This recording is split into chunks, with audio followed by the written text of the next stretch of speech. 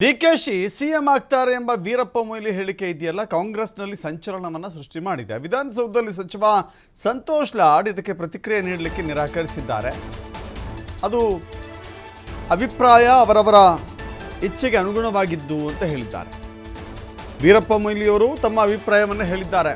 ಆದರೆ ಎಲ್ಲವೂ ಕೂಡ ಹೈಕಮಾಂಡ್ಗೆ ಬಿಟ್ಟದ್ದು. 140 ಶಾಸಕರಲ್ಲಿ 2-3 ಶಾಸಕರು ಹಂಗೆ ಹೇಳಿರ್ಬೋದು ಅಷ್ಟೇ. ಆದರೆ ಎಲ್ಲರ ಅಭಿಪ್ರಾಯವೂ ಕೂಡ ಮುಖ್ಯ. ಎಲ್ಲರೂ ಪಕ್ಷದ ವೇದಿಕೆಗೆ ಬರಬೇಕು ಅಂತ ಹೇಳಿದ್ದಾರೆ. ಜೊತೆಗೆ ನನ್ನ ವೈಯಕ್ತಿಕ ಅಭಿಪ್ರಾಯ ಹೇಳಕ್ಕೆ ಬರೋದಿಲ್ಲ, ನಾನು ಹೇಳುವವನೂ ಅಲ್ಲ ಅಂತ ಹೇಳಿ ಜಾರ್ಕೊಂಡಿದ್ದಾರೆ ಸಚಿವ ಸಂತೋಷ್ ಲಾಡ್.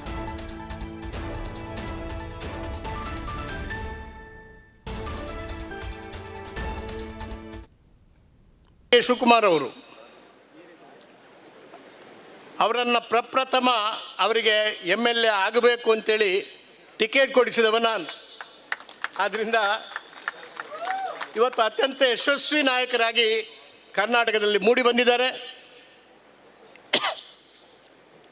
ಅವರು ಸದ್ಯದಲ್ಲೇ ಮುಖ್ಯಮಂತ್ರಿ ಆಗಬೇಕು ಅಂತೇಳಿ ನಾವೆಲ್ಲ ಹಾರೈಸೋಣ. ಯಾಕಂದರೆ ಕಾರ್ಕಳ ಪುಣ್ಯಭೂಮಿ, ಗೊಮ್ಮಟೇಶ್ವರನ ಊರು. ಅವರು ಗೊಮ್ಮಟೇಶ್ವರನ ಥರ ಬೆಳೀಲಿ.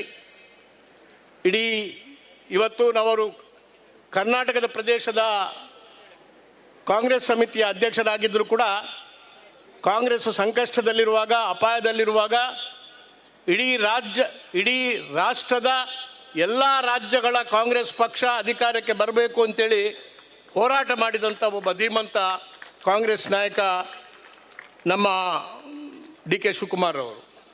ಡಿ.ಕೆ. ಶಿವಕುಮಾರ್ ಅವರು ಹೇಳತಕ್ಕಂಥದ್ದು, ಒಳ್ಳೆಯ ನಾಯಕತ್ವ ಕೊಟ್ಟಿದ್ದೀರಿ, ಪಕ್ಷವನ್ನು ಸಂಘಟನೆ ಮಾಡೋದ್ರಲ್ಲಿ ಪ್ರಾಥಮಿಕ ಆದ್ಯತೆಯನ್ನು ಕೊಟ್ಟಿದ್ದೀರಿ. ಯಾರು ಇದರ ಬಗ್ಗೆ ಹೇಳಿಕೆಗಳು ಬರ್ತಾನೆ ಇದ್ದಾರೆ, ಹೋಗ್ತಾನೆ ಇದ್ದಾರೆ. ಆದರೆ ನೀವು ಮುಖ್ಯಮಂತ್ರಿ ಆಗುವುದನ್ನು ಯಾರಿಗೂ ತಪ್ಪಿಸಲಿಕ್ಕೆ ಆಗುವುದಿಲ್ಲ. ಯಾರು ಅದರಲ್ಲಿ ಆತಂಕ ಪಡಬೇಕಾದಂಥ ಅವಶ್ಯಕತೆ ಯಾರಾದರೂ ಟೀಕೆ ಮಾಡುವ ವೈಯಕ್ತಿಕ ತೃಪ್ತಿಗೆ ಅದನ್ನು ಟೀಕೆ ಮಾಡಬೇಕೇ ಹೊರತು, ಆದರೆ ನಮ್ಮ ಡಿ.ಕೆ. ಶಿವಕುಮಾರ್ ಮುಖ್ಯಮಂತ್ರಿ ಆಗುವುದನ್ನು ತಪ್ಪಿಸಲಿಕ್ಕೆ ಆಗುವುದಿಲ್ಲ. ಹಾಗಾದರೆ ಅದು ವರ ಯಾರು ಕೊಡತಕ್ಕಂಥ ವರ ಅಲ್ಲ, ಅವರು ಸಂಪಾದನೆ ಮಾಡತಕ್ಕಂಥ ಒಂದು ಶಕ್ತಿ, ಅದು ಮುಖ್ಯಮಂತ್ರಿ ಪದವಿ. ಆದ್ದರಿಂದ ಇಂಥ ಒಂದು ಸಂದರ್ಭದಲ್ಲಿ, ಅದು ಕೂಡ ಕಾರ್ಕಳದ ಪುಣ್ಯಭೂಮಿಯಲ್ಲಿ ಈ ಮಾತನ್ನು ಹೇಳುವಾಗ ಇದಕ್ಕೆ 100ಕ್ಕೆ 100 ಸತ್ಯ. ನಾನು ಹೇಳೋದಿದ್ರೆ ನೀವು ಮಾತ್ರ ಪ್ರತಿಕ್ರಿಯೆ ಕೊಡಬಾರ್ದು ಯಾವುದಕ್ಕೂ ಈ ಮುಖ್ಯಮಂತ್ರಿ ಪದವಿ ವಿಷಯದಲ್ಲಿ. ಅಲ್ಲ, ಅವ್ರ ಭವಿಷ್ಯವನ್ನು ನುಡಿದಿದ್ದಾರೆ.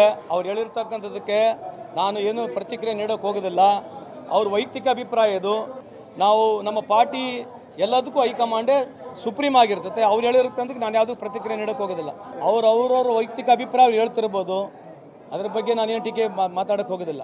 ಡಿಸೆಂಟ್ ಇದೆ ಎಸೆನ್ಸ್ ಆಫ್ ಡೆಮೋಕ್ರಸಿ. ನಮ್ಮ ಪಾರ್ಟಿಯಲ್ಲಿ ಡಿಸೆಂಟಿಗೂ ನಮ್ಮಲ್ಲಿ ಅವಕಾಶ ಇದೆ. ಸೊ ಡಿಸೆಂಟ್ ಅಂದ ತಕ್ಷಣ ಅವರೇನು ಎಲ್ಲದಕ್ಕೂ ವಿರುದ್ಧ ಅಂತಲ್ಲ, ಅವ್ರವ್ರ ಎಕ್ಸ್ಪ್ರೆಷನ್ ಇರ್ತದೆ. ಈಗ ಅವ್ರವ್ರ ಅಭಿಪ್ರಾಯನ ಹೇಳಿದ್ದಾರೆ. ಈಗ ಕೆಲವರು 140 ಶಾಸಕರಲ್ಲಿ 2-3 ಶಾಸಕರನ್ನ ಕನ್ಸಿಡರ್, ಎಲ್ಲ 140 ಕನ್ಸಿಡರ್ ಆಗೋದಿಲ್ಲ. We have got almost 140 people, 140 MLAs we have got. 2-3 ಸಹಜವಾಗಿ ಮಾತನಾಡಿರ್ತಕ್ಕಂಥ it doesn't represent that all 140 people are speaking against ಅಲ್ಲ. ಲಾಸ್ಟಿಗೆ ಎಲ್ಲರೂ ಪಕ್ಷದ ನಿಯಮಗಳಿಗೆ ಶಿಸ್ತುಬದ್ಧಕ್ಕೆ ಬರ್ತಾರೆ.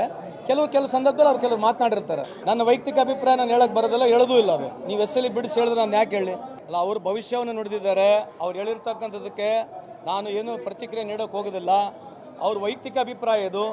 ನಾವು ನಮ್ಮ ಪಾರ್ಟಿ ಎಲ್ಲದಕ್ಕೂ ಹೈಕಮಾಂಡೇ ಸುಪ್ರೀಂ ಆಗಿರ್ತದೆ. ಅವ್ರು ಹೇಳಿರ್ತಕ್ಕಂಥದ್ದು ನಾನು ಯಾವುದೂ ಪ್ರತಿಕ್ರಿಯೆ ನೀಡೋಕೆ ಹೋಗೋದಿಲ್ಲ. ಅವ್ರವ್ರ ವೈಯಕ್ತಿಕ ಅಭಿಪ್ರಾಯ ಹೇಳ್ತಿರ್ಬೋದು, ಅದ್ರ ಬಗ್ಗೆ ನಾನೇನು ಟೀಕೆ ಮಾತಾಡೋಕೆ ಹೋಗೋದಿಲ್ಲ. ಡಿಸೆಂಟ್ ಇದೆ ಎಸೆನ್ಸ್ ಆಫ್ ಡೆಮೋಕ್ರಸಿ. ನಮ್ಮ ಪಾರ್ಟಿಯಲ್ಲಿ ಡಿಸೆಂಟಿಗೂ ನಮ್ಮಲ್ಲಿ ಅವಕಾಶ ಇದೆ.